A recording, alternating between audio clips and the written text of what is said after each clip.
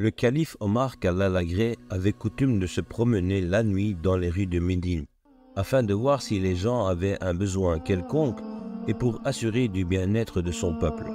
Un jour, comme il rentrait avec son compagnon Aslam, après une longue journée de travail jusque tard le soir, Aslam dit au calife: « Ne ferait-il pas froid ce soir ?»« Oui, c'est vrai, répondit Omar.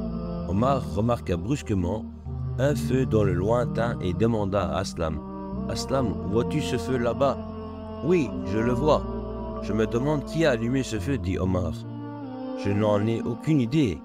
Ce doit être quelqu'un qui a froid ce soir. Ce sont peut-être des voyageurs. Ils se sont peut-être arrêtés pour la nuit et ont allumé un feu à cause du froid. Peut-être ont-ils besoin d'aide. »« Oui, peut-être. Allons jeter un coup d'œil, dit Omar. » Ils se dirigèrent dans cette direction. C'était assez loin, mais il y avait peut-être des gens qui avaient besoin d'aide. En avançant vers leur destination, ils bavardaient. Il était tard et il n'y avait plus personne dans les rues. Pourtant, le calife et Aslam marchaient dehors par une nuit froide. Même s'ils avaient froid, ils étaient heureux parce qu'ils allaient peut-être pouvoir aider des gens à terminer leur voyage. Ils approchaient de leur but. À leur arrivée, ils furent choqués de voir une femme âgée avec quelques enfants autour du feu qu'ils avaient vu de loin. Un peu d'eau chauffait dans un petit chaudron sur le feu. Les enfants attendaient autour du chaudron et vérifiaient souvent si c'était prêt. La femme et les enfants ne connaissaient pas les deux hommes qui s'approchaient d'eux. Ils étaient à la fois un peu surpris et apeurés par leur présence. Omar demanda à la femme: « Pouvons-nous nous joindre à vous? Si vous pouvez trouver une solution à notre problème, venez. » La femme n'avait pas réalisé que la personne qui leur rendait visite était le calife des musulmans.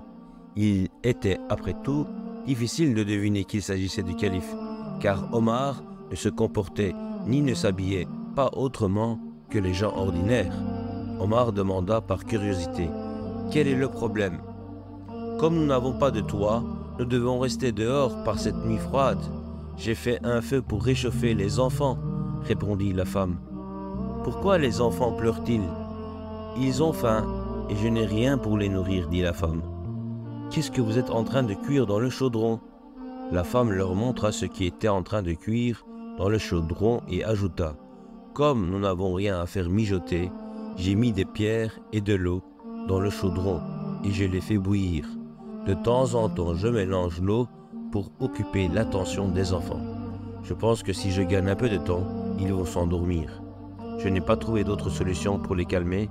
Elle poursuivit: Je crois que Dieu tiendra le calife Omar pour responsable de notre situation. Omar fut bouleversé d'entendre cela et demanda: Comment veux-tu qu'Omar soit au courant de ta situation? Pourquoi a-t-il voulu nous gouverner s'il n'est pas supposé savoir cela? Répondit la femme d'une voix triste.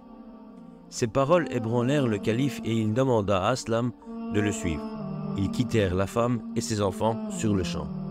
La femme fut perplexe en voyant ces deux étrangers qui s'étaient approchés, l'avaient écouté parler de ses problèmes et étaient partis sans rien dire.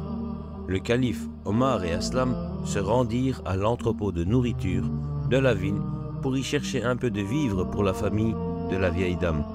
Omar était ému par l'histoire de la vieille femme et se hâtait vers l'entrepôt. Aslam avait du mal à suivre le calife.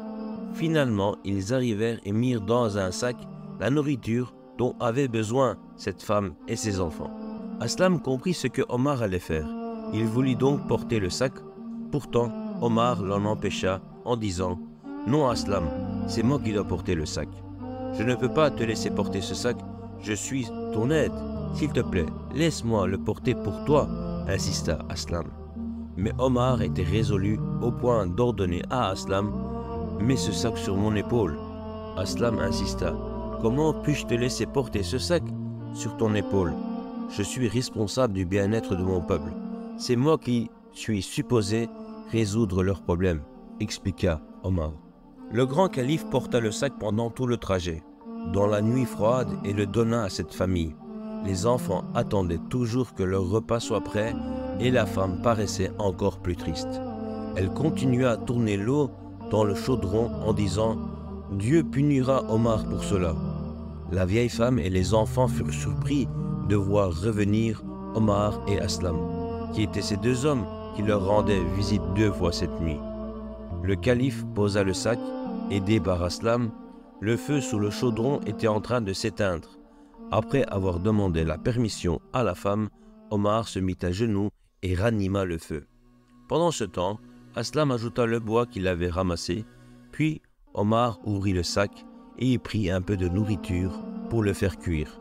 Pour accélérer la cuisson, il ajouta encore du bois sous le chaudron tout en le tournant.